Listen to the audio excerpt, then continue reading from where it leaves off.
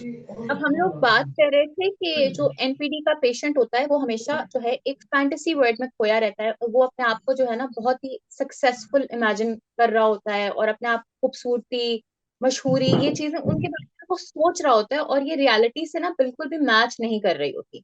और वो अपने लिए भी अनरियलिस्टिक एक्सपेक्टेशंस रख रहा होता है, जिसकी वजह से वो खुद भी जो है एक बहुत ज्यादा, जिसे कहते हैं ना, कॉम्प्लेक्स में भी गिरफ्तार रहता है, एंजाइटी का भी शिकार रहता है, क्योंकि उसने अपने लिए जो स्टैंडर्ड सेट किए हुए होते हैं ना वो बहुत अनरियलिस्टिक होते हैं। और फिर वही बात आती है कि जब वो उसे अचीव नहीं कर सकता, तो फिर उसका जो रवैया और बर्ताव दूसरों के साथ होता है ना, वो फिर ठीक नहीं रहता। तो ये अगर ये जो सारे के सारे ट्रेट्स हैं, ये अमेरिकन साइकाट्रिक एसोसिएशन में DSM-5 के अंदर ये ट्रेट्स हैं, और ये ट्रेट्स अगर किसी भी इंसान के अंदर पाए जाते हैं तो फिर उसको लेबल कर दिया जाता है कि उसको एनपीडी है। तो अब आप लोग मुझे बताएं कि मैंने आप लोगों को ये ट्रेट्स बताए हैं, क्या आप लोग किसी ऐसे शख्स को, क्योंकि हम लोगों ने शुरू में ही ये बात स्टैब्लिश की थी कि आपका यकीनन किसी ऐसे शख्स के साथ ताल्लुक है, तो क्या आप लोग रिलेट कर पा रहे हैं कि आप ऐसी क्वालिटीज वाला, ऐसी सिम्टम्स वाले किसी शख्स को जानते हैं? जी। सलीम मुर्तजा साहब, रिस्पॉन्ड करें आप। नहीं जी, मैं तो किसी ऐसे शख्स को मेरे जहन में तो नहीं आ रहा। अच्छा, कोई और? आयजा को चलिए, आप देखें, जो आपके साथ जो पार्टिसिपेंट्स हैं उनमें से किसी से पूछें। असल में मेरे पास ना शो नहीं हो रहे। शो नहीं हो रहा है, ठीक है। अच्छा। मैं इस स्टेट के ऊपर कुछ लोगों को जो है मुख्तलिफ एरियाज में जो है डिटेक्ट कर रहा हूँ। मैं असलन अगर जो मेरी जो है ना ऑफिशियल पोजीशन है उसमें भी, जो मेरी मेडिकल प्रैक्टिस है उसमें भी, और जो मेरी सोशल लाइफ है उसमें भी, जी जी। मैं मैं कुछ लोगों को इस स्टेट के साथ रिलेट कर रहा हूँ। ठीक हो गया। अच्छा, अगर तो कोई शख्स, दो इसके अब पहलू होंगे कि या तो किसी शख्स को किसी दूसरे के अंदर ये जो है क्वालिटीज नजर आएंगी, या शायद ऐसा भी हो सकता है कि उसको अपने अंदर ये क्वालिटीज नजर आ रही हैं। तो अगर किसी को अपने अंदर क्वालिटीज, तो मैं नहीं कहूंगी, सिम्टम्स कहूंगी, अगर किसी शख्स को या अपने अंदर सिम्टम्स नजर आ रहे हैं, ठीक है, तो ये एक बहुत खुशाइन बात है। ये खुशाइन बात इसलिए है कि एटलीस्ट किसी, जिस शख्स ने अपने आप को ये एक्नॉलेज कर लिया ना, अवेयर हो गया कि हाँ शायद मुझ में ये डिसऑर्डर है, तो इसका मतलब है कि अब वो ट्रीटमेंट के लिए रेडी है। वो क्योंकि उसने एक्सेप्ट कर लिया, तो अब उसकी ट्रीटमेंट हो सकती है, उसका इलाज हो सकता है, जो कि बिहेवियरल थेरेपी से होता है। तो अब वो शख्स जो है, अब अगर वो अपना इलाज करवा लेता है तो वो अब मुआशरे के लिए एक बहुत बेहतर फर्द बन के निकलेगा।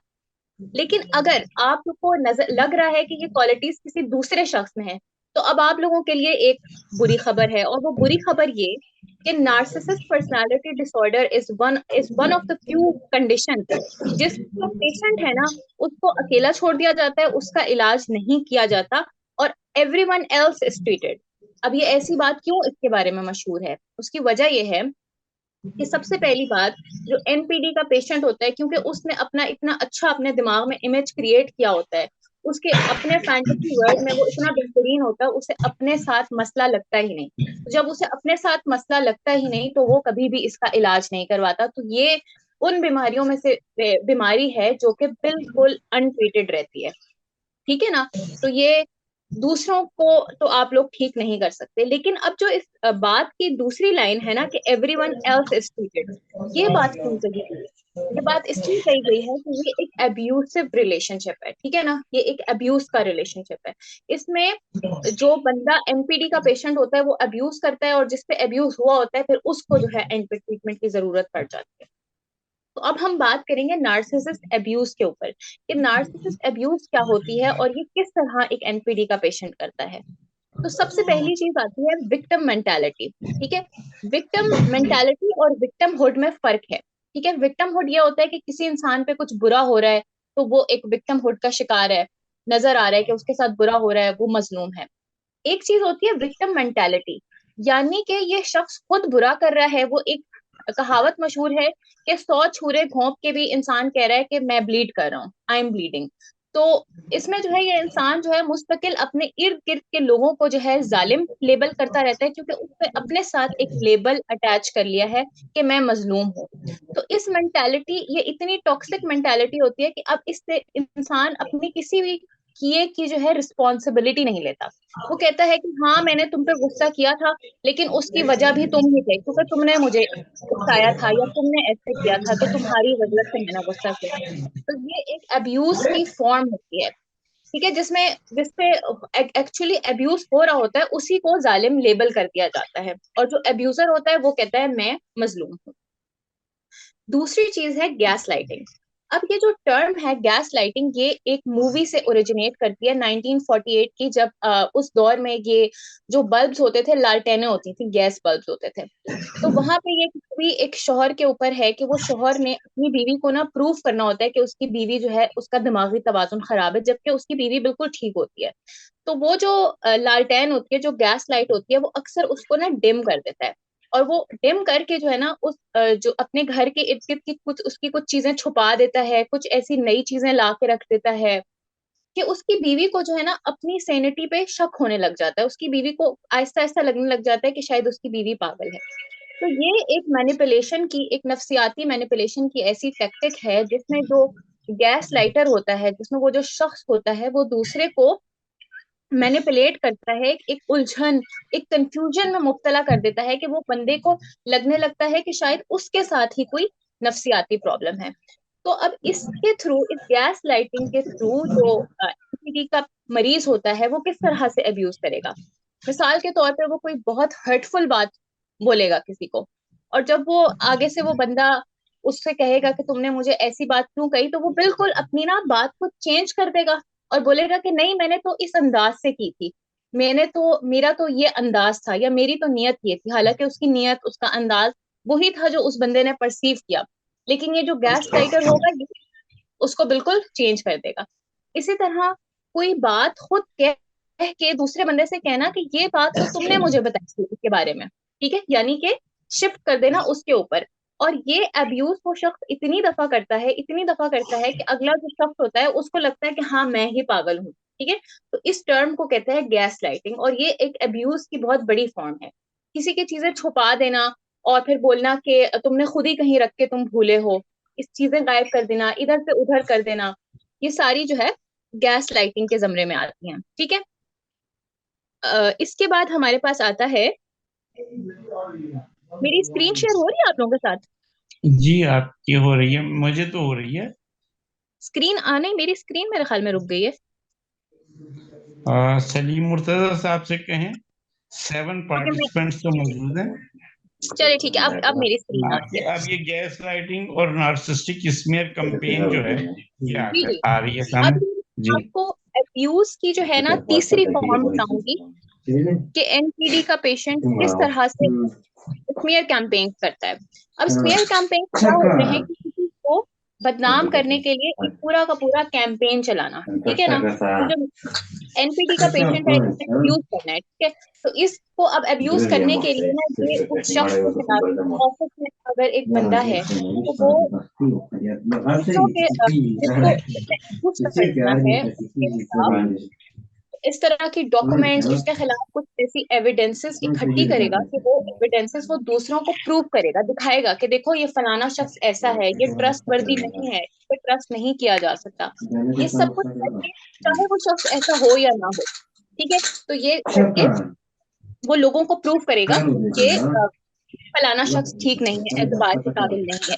बहन भाइयों में अगर कोई बहन भाई जो है एनसीडी का शिकार है, तो वो अपने दूसरे बहन भाई के खिलाफ कुछ इस तरह की चीजें इकट्ठी करेंगे, जो जनरली उसके दोस्तों में, कजन्स में, अपने माँ बाप को दिखाएगा कि देखें ये जो है एतबार के काबिल नहीं, या इसने ये काम किया है। इसको कहते हैं स्मीयर कैंपेन, और ये बहुत ही मैनिपुलेटिव और एक्सप्लॉइटिव फॉर्म ऑफ अब्यूज होता है। क्यों? क्योंकि इससे आप एक दूसरे शख्स का जो इमेज है सोसाइटी में, उसकी रेपुटेशन, उसको बिल्कुल तबाह कर रहे हैं। जिस तरह आप फिजिकली किसी को नुकसान पहुंचा सकते हैं, उसी तरह किसी की रेपुटेशन को नुकसान पहुंचाना भी उतना ही बड़ा क्रिमिनल एक्ट है। फिर हम लोग देखते हैं कि आप में से किसी का माइक ऑन है, अगर काइंडली अपना माइक म्यूट कर काइंडली दें। आप अपना माइक म्यूट कर दें।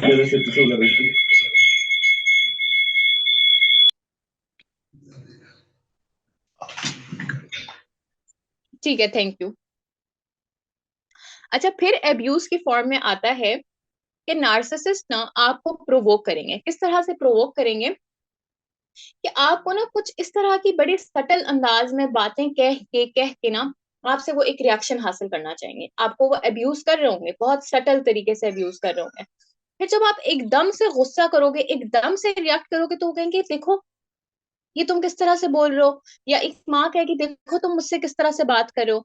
या अगर एक शोहर अपनी बीवी को इतना ज्यादा तंग कर करके जब वो रिएक्ट करेगी, तो वो कहेगा कि देखो पता नहीं तुम इस तरह से क्यों कर रही हो। यानी कि सारा का सारा ब्लेम एकदम से उस बंदे पे शिफ्ट कर देगा, और वो बंदा शॉक में होगा कि उसने, पहली बात तो ये उसको समझ नहीं आएगा कि उसने इस तरह से रिएक्ट क्यों किया, क्योंकि वो बहुत सटल तरीके से जो अब्यूजर होता है उसे अब्यूज और मैनिपुलेट कर रहा होता है।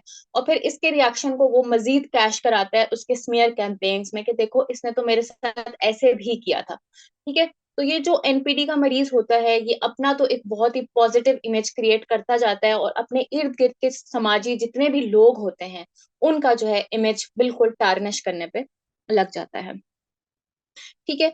फिर इनकी एक अब्यूज की फॉर्म ये है कि जो नार्सिसिस्ट होते हैं ना, ये कहते हैं कि हम इंपॉर्टेंट हैं, हर बंदा हमारी घड़ी के हिसाब से चले। ठीक है। इनके लिए इनका टाइम बहुत इंपॉर्टेंट होता है।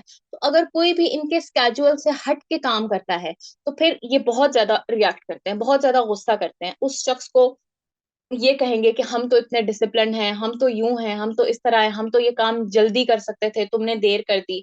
तो इस तरह अगर कोई बॉस है, कोई मैनेजर है, तो वो अपने एम्प्लॉयज को जो है तशद्दुद का निशाना बनाएगा, उनपे बिला वजह अनरियलिस्टिक एक्सपेक्टेशंस लगाएगा कि तुमने मेरी घड़ी के मुताबिक ये काम क्यों नहीं किया। या कोई पेरेंट है तो वो अपने बच्चों से बहुत अनरियलिस्टिक उम्मीदें लगाएगा कि तुम मेरी घड़ी के मुताबिक खाना खाओ, मेरी घड़ी के मुताबिक। जब आपके बच्चे जरा बड़े हो जाते हैं, तो उन पे ये चीजें उस तरह से अप्लाई नहीं होती जिस तरह एक छोटे बच्चे को डिसिप्लिन किया जाता है। तो इस सारे अब्यूज के बाद, ठीक है, जिस शख्स पे अब ये अब्यूज मुख्तलिफ लोगों पे हो रहा होता है। एक बॉस है वो अपने एम्प्लॉयर पे अब्यूज करेगा। ठीक है। अपने जो एम्प्लॉय है उस पे अब्यूज करेगा। अगर एक हस्बैंड या वाइफ में से किसी एक को इसका ये डिसऑर्डर है, मर्दों में अमूमन ज्यादा होता है, तो वो अपनी वाइफ को अब्यूज करेगा। अब्यूज करने के बाद क्या होगा कि वो इंसान, जाहिर है अगर जैसे एक जो रिश्ता होता है वो कई सालों पर मुश्तमिल होता है। अब अगर एक शख्स पे कई साल से अब्यूज मुस्तकिल हो रही है, तो उसका रिएक्शन तो आएगा। उसका रिएक्शन ये होगा कि वो जो शख्स जिस पे अब्यूज हो रहा होगा, वो नार्सिसिस्ट अब्यूज सिंड्रोम में मुब्तला हो जाएगा। ठीक है। ये बकायदा एक सिंड्रोम है, क्योंकि इसकी जो है फिजिकल अब मैनिफेस्टेशंस आना शुरू हो जाएंगी। अब इस अब्यूज के सिंड्रोम के बाद क्या होता है कि जब इतना ज्यादा अब्यूज हो जाता है, तो पहली चीज जो ऐसे लोगों में देखी जाती है जिनपे बहुत अरसे अब्यूज हुआ होता है, वो ना स्ट्रेस में आ जाते हैं। कांस्टेंट स्ट्रेस में रहते हैं, और उनको वजह नहीं पता चल रही होती कि वो इतने स्ट्रेस में क्यों है। वो एंजाइटी का शिकार रहते हैं, उनकी हार्ट बीट तेज रहती है, वो एक अजीब सी उलझन का शिकार होते हैं, लेकिन उनको अभी बिल्कुल पता नहीं चल रहा होता कि ये इसकी वजह कौन है, मैं क्यों इतना परेशान हूं, मैं क्यों इतना खौफजदा हूं, मुझे किसका डर है। उनको बिल्कुल समझ नहीं आ रही होती। फिर दूसरी चीज है डिप्रेशन। ठीक है। डिप्रेशन में ऑब्वियसली अगर एक पार्टनर है, ठीक है, उसको जो है उसकी शादी के बहुत अरसे बाद पता चलता है कि हाँ इतने अरसे से जो हमारे बीच में इतने कॉन्फ्लिक्ट और इतनी ये सारी की सारी चीजें हो रही थी, कि इस वजह से हो रही थी क्योंकि मेरा जो स्पाउस है वो एक जहनी मरीज था। तो ऑटोमेटिकली ये सारी चीजों को लेकर और अब्यूज को लेकर वो डिप्रेशन में जाता है।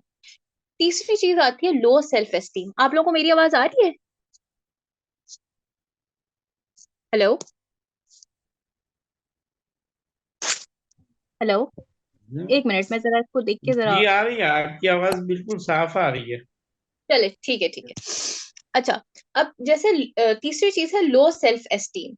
लो सेल्फ एस्टीम अमूमन बच्चों पे होती है। जैसे अगर कोई पेरेंट नार्सिसिस्ट है, वो बच्चों से बहुत अनरियलिस्टिक उम्मीदें लगा रहा है कि तुम इतने ही नंबर लोगे, तुम 1000 में से, वो कह रहा है कि तुम 1000 में से 1100 नंबर लेके दिखाओ। ठीक है। ये अनरियलिस्टिक उम्मीद है।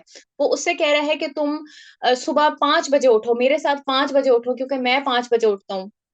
ये आजकल के बच्चों से बहुत अनरियलिस्टिक उम्मीदें लगाना है। ठीक है। उनके साथ मुस्तकिल 15 साल, 20 साल, 25 साल, जब तक उनकी शादी नहीं हो जाती, अगर ऐसे कोई इंसान कर रहा है, तो वो बच्चे जो है फिर वो लो सेल्फ एस्टीम का शिकार हो जाते हैं। वो जब बाहर जाते हैं तो वो अपने डिसीजंस खुद नहीं ले सकते, वो एक खौफ में मुब्तला हो जाते हैं कि उनसे कुछ गलती ना हो जाए, उन्हें बाहर जाके मजीद किसी और उसका निशाना ना बनाया जाए। और ऐसे लोगों में अमूमन फियर भी बहुत ज्यादा डेवलप हो जाता है। अच्छा, फिर चौथी चीज आती है एक, अब ये मैं आपको बताऊंगी कि जैसे एक मैनेजर और उसका एम्प्लॉय है, ठीक है, मैनेजर अगर एनपीडी का पेशेंट है और वो अपने एम्प्लॉय पे मुस्तकिल मुस्तकिल उसकी हर अकॉम्प्लिशमेंट को, उसकी हर काम को जो है अगर वो निगेट कर रहा है और उसको एक टफ टाइम दे रहा है, टॉक्सिक टाइम दे रहा है, तो अब जो उसका जो एम्प्लॉय होगा ना, वो आहिस्ता आहिस्ता करके जो है ना, उसका कॉन्फिडेंस बिल्कुल खत्म हो जाएगा, और वो एक रोबोट की तरह बिल्कुल उस नार्सिसिस्ट पर्सनालिटी वाले बंदे के कंट्रोल में आ जाएगा। और ना वो अपने डिसीजन ले सकेगा, ना वो प्रोफेशनली ग्रो कर सकेगा, और वो बहुत ज्यादा ना थकावट और लेजीनेस, ये दो चीजें वो महसूस करने लग जाएगा। ठीक है। फिर पांचवी चीज आती है आइसोलेशन। ये भी एक सिम्टम है जिसके साथ इतनी ज्यादा, इतने लंबे अरसे अगर किसी के साथ अब्यूज हुआ हो, तो अब वो ना सोसाइटी में, अब उसका एतमाद, उसका ट्रस्ट ब्रेक हो गया है। ठीक है। उसे पता नहीं चलेगा कि उसका ट्रस्ट किसी शख्स की वजह से ब्रेक हुआ है, लेकिन अब वो जनरली लोगों पर बिल्कुल ट्रस्ट नहीं करेगा। फिर छठी चीज आती है फिजिकल सिम्टम्स। इतना लंबा मेंटल अब्यूज के बाद, जैसे अगर किसी शख्स पे 30 साल मेंटल अब्यूज हुआ है, तो उसके बाद डेफिनेटली अब ये फिजिकल सिम्टम्स बन के निकलेंगे। उसके सर में अक्सर दर्द रहेगा, वो कंप्लेन करेगा कि उसके पेट में दर्द है या उसके जोड़ों में दर्द शुरू हो गया है। ठीक है। अनएक्सप्लेन जो फिजिकल सिम्टम्स होते हैं वो अक्सर औकात जो है अब्यूज की वजह से होते हैं। तो अब हम लोगों ने डिस्कस किया कि नार्सिसिस्ट अब्यूज के, अब एक इंसान को पता चल गया, अवेयरनेस हो गई कि अच्छा चलो मुझ पे नार्सिसिस्ट अब्यूज हुआ था, तो अब उसको क्या करना है।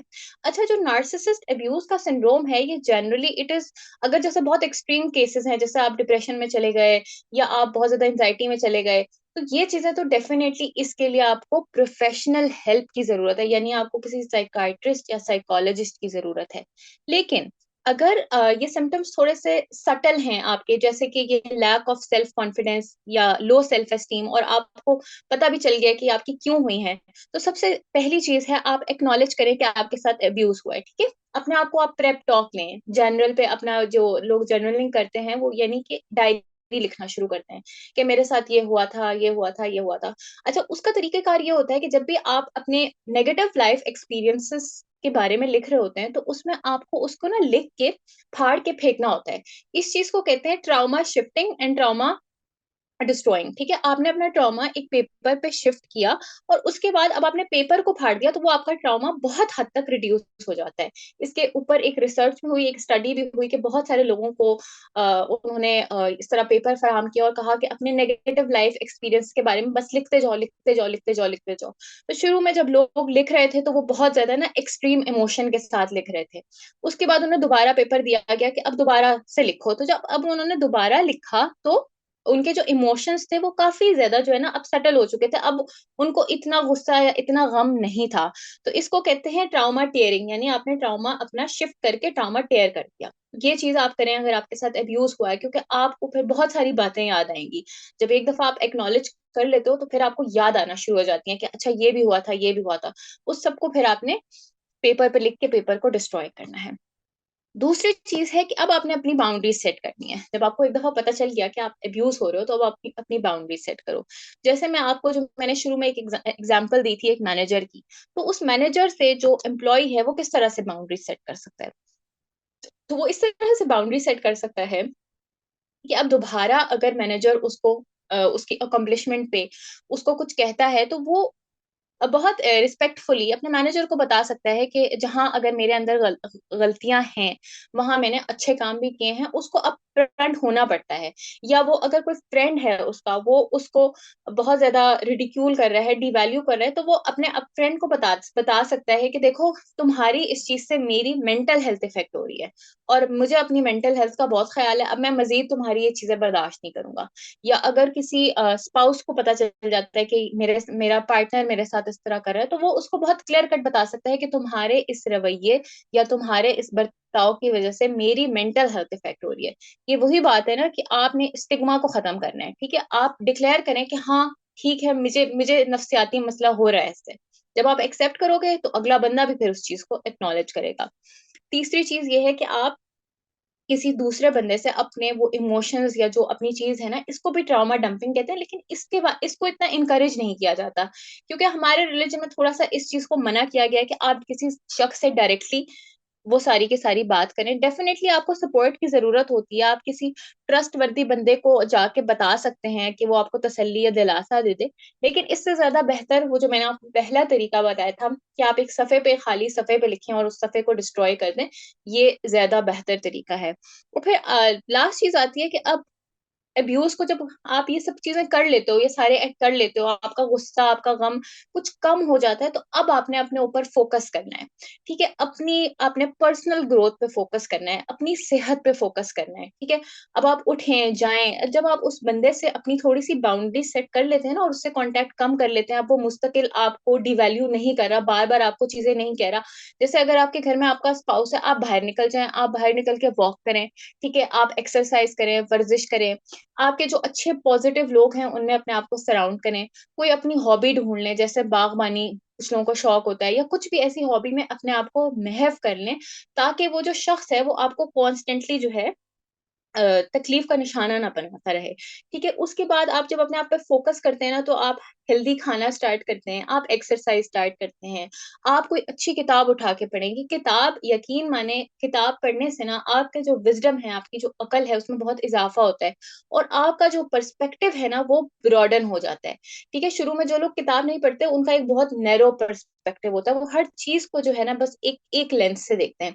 जब आप किताब पढ़ते हैं तो वो आपका लेंस हट जाता है और आपको जो है ना दुनिया बहुत वसी नजर आना शुरू हो जाती है, आपको डिफरेंट पर्सपेक्टिव नजर आते हैं। तो अच्छी किताबें पढ़ें, इससे आप इम्प्रूव होंगे, ग्रो होंगे, और जो आपका अब्यूज है जो है उसके जो सिम्टम्स हैं आहिस्ता आहिस्ता वो खत्म होने लग जाएंगे। लेकिन इस सब को जानने के बावजूद अगर कोई शख्स जो है वो कुछ भी अब अपने लिए नहीं कर रहा और वो कॉन्स्टेंटली अपना ब्लेम कर रहा है किसी को कि नहीं उसकी वजह से हुआ था, अब मेरे साथ अब्यूज हो गया है, अब मेरे साथ अब्यूज हो गया है, मैं ऐसा रहूंगा, तो अगेन ये बिल्कुल एक गलत रवैया है। ठीक है, इससे ये साबित होता है कि कहीं ना कहीं आप खुद को बदलना नहीं चाहते, क्योंकि मैंने आपको पूरे स्टेप्स बताए कि इस अब्यूज से आप आराम से रिकवर कर सकते हैं, कुछ टाइम लगता है लेकिन आप इवेंचुअली रिकवर कर जाते हैं जब आपको पता चल गया। तो अगर आप अपनी सेल्फ को, अपने आप को टाइम नहीं देंगे, और ये जो मैंने आपको किताबें पढ़ने वाली बात बताई थी ये नहीं करेंगे, अपने नॉलेज को, अपने पर्सपेक्टिव को नहीं ब्रॉडन करेंगे, तो आप उस साइकिल में पढ़ते रहेंगे, और आप आहिस्ता आहिस्ता करके जो है ना जिंदगी में नाकामियों की तरफ जाएंगे, अंधेरों की तरफ जाएंगे, मजीद डिप्रेशन में जाएंगे, और पर्सनली ग्रो नहीं कर सकेंगे। तो awareness is the first step to healing. जब आप एक दफा अवेयर हो गए, आपको जब आप अवेयर हो गए और आपने किसी दूसरे शख्स को देखा कि वो नार्सिसिस्ट अब्यूज में मुब्तला हुआ है, आपने आइडेंटिफाई कर लिया, तो अब आप उस जो एनपीडी का पेशेंट है उसको तो आप ट्रीट नहीं कर सकते, वो तो हमने पहले इस्टेब्लिश कर दी थी कि वो तो लेफ्ट अलोन, वो उसको नहीं छेड़ते। ठीक है, जो अब्यूजर, जो अब्यूज हो चुका होता है ना, एवरीवन एल्स जो अब्यूज होता है उसकी ट्रीटमेंट करनी चाहिए। तो आज का मेरा जो मकसद था आप सब लोगों को अवेयरनेस देना, वो इसलिए देना कि इसकी प्रेवलेंस काफी हाई है सोसाइटी में।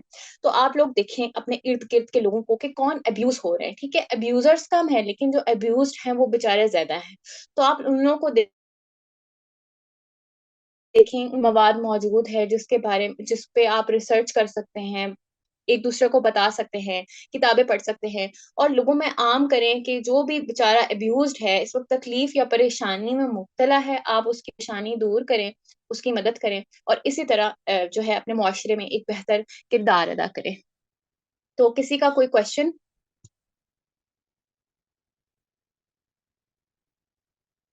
हेलो,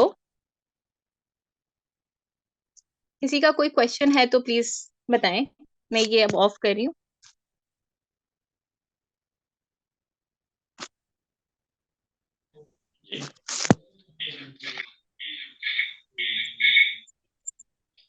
जी अक्सा माशाल्लाह, आपने बहुत अच्छा सेशन लिया और थैंक यू। बहुत खुशी हुई कि बिलीवर्स लाइफ स्किल्स ट्रस्ट में एक बहुत अच्छा इजाफा हुआ।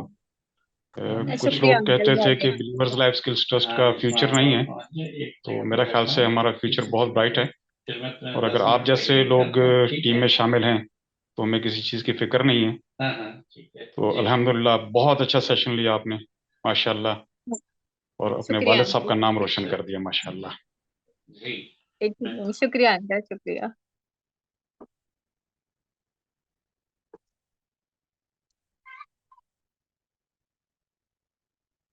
चलें, अब ये यहाँ से एंड कर लें बस सेशन।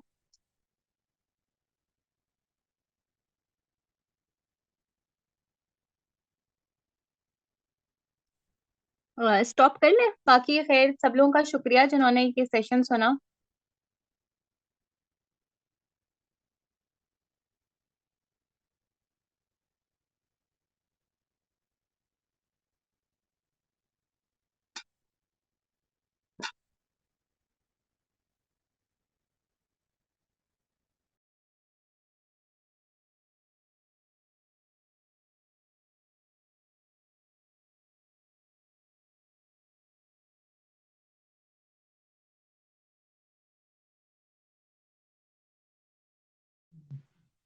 जी डॉक्टर अक्सर, डॉक्टर अक्सर देख लेंगे, उनको नजर आ रहा। हाँ, तो म्यूट क्यों हो भाई? जी मुझे आवाज आ रही। जी जी, डॉक्टर अक्सर, अब्दुल अजीज भट्ट साहब के बिहाफ पर मैं पूछ रहा हूँ कि बिलीवर्स लाइफ स्किल ट्रस्ट जो है आपके इस कैंपेन को किस तरह से इनहांस कर सकता है। ये तो डॉक्टर सगीर साहब का जो है, डेल गॉर्नेकी के इंस्ट्रक्टर हैं प्रोफेसर डॉक्टर सगीर अहमद साहब, उनका जी जी। मैसेज आया है। दिस इज एमर्जिंग, वो है इस वक्त फील्ड जिसके ऊपर जो है डॉक्टर अक्सर अगर बात कर रही हैं तो बहुत अच्छा है। एक तो ये कि मैं डॉक्टर सगीर साहब का मैसेज आपको कन्वे कर रहा हूँ, दूसरा ये कि बीएलएसटी बिलीवर्स लाइफ स्किल ट्रस्ट की जानिब से आपको मजीद किसी तरह की अगर सपोर्ट और इस तरह की वो चाहिए तो सलीम मुर्तजा साहब जो है वो ये देखें। सलीम मुर्तजा साहब, सलीम साहब आप क्या फरमा रहे थे?